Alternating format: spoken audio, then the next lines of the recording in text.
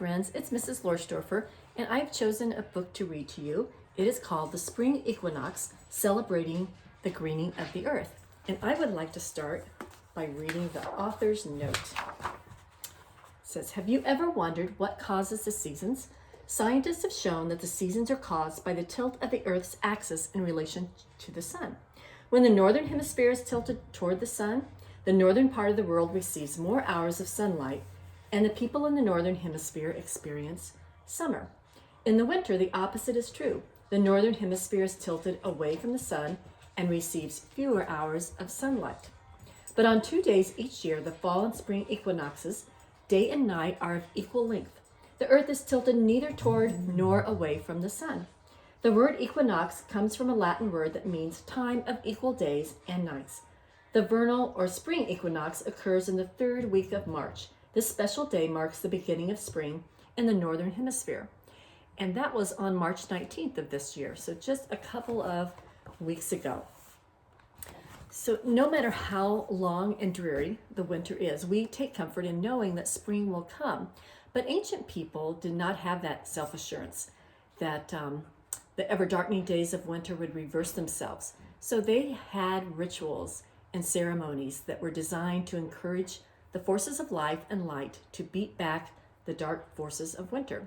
So in this book, it tells the stories of the ways in which people have celebrated and encouraged spring.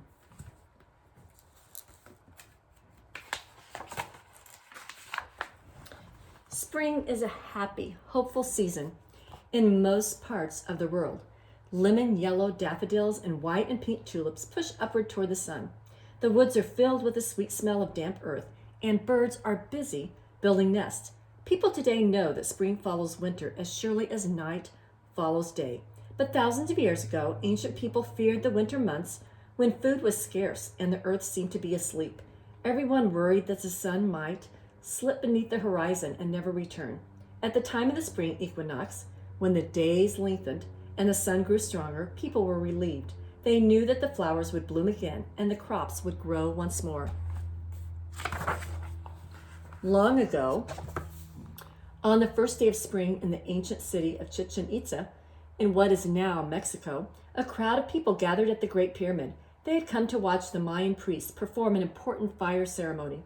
The crowd fell silent as the priests prayed to Mother Earth and Father Sun. Then all eyes turned to the north stairway of the pyramid, and everyone waited.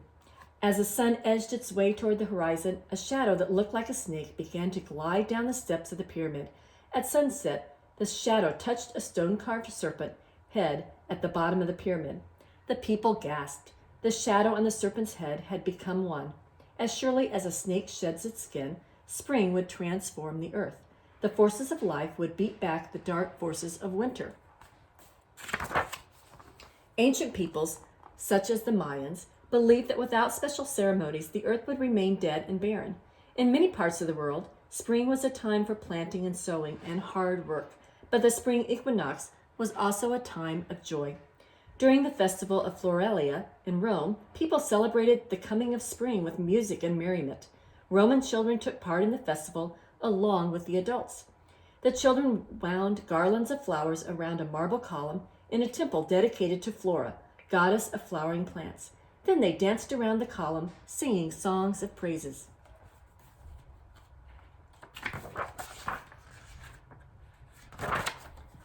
In Europe during the Middle Ages, people thought they needed to help the forces of spring conquer the forces of winter. Villagers gathered around bonfires, singing, dancing, and leaping through the flames. Dancers, accompanied by jingling bells, attempted to awaken the earth. The dancers would leap as high as they could, hoping the grain would grow as tall as their leaps. In some villages, a mock battle between summer and winter was acted out. Summer was represented by a man dressed in leaves and flowers. Summer would always defeat winter, which was represented by a man dressed in straw.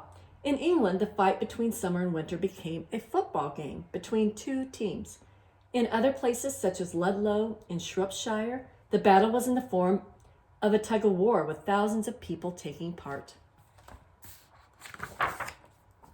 Native Americans also performed ceremonies to welcome the spring.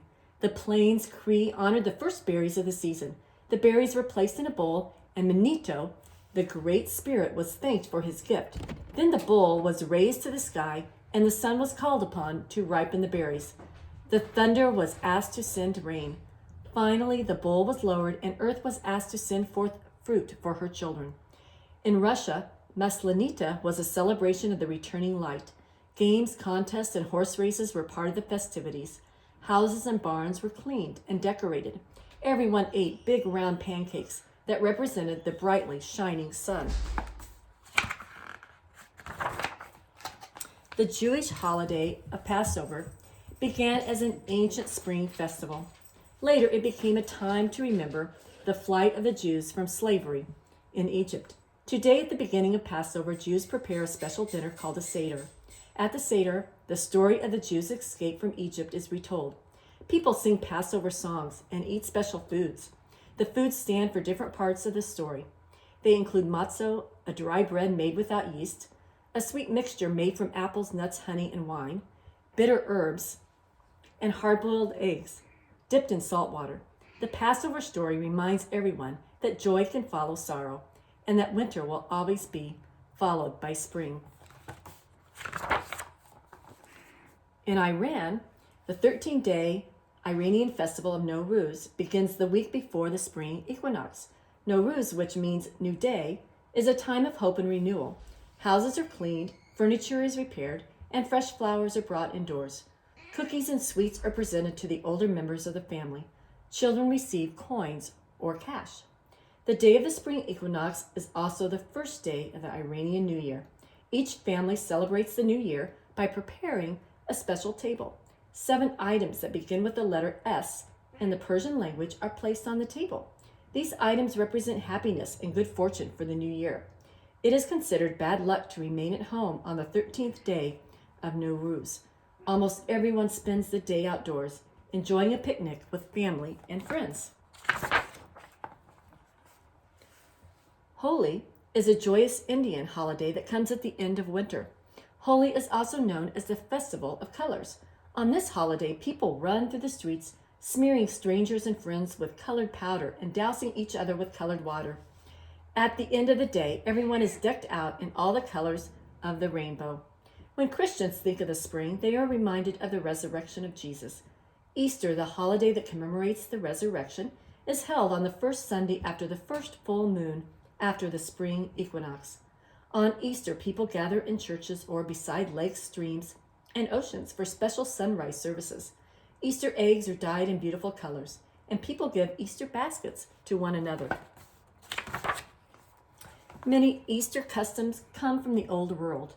Eggs have always seemed magical and mysterious to people. An egg is a hard, unmoving object, but with a crack, a tiny live creature can emerge from it.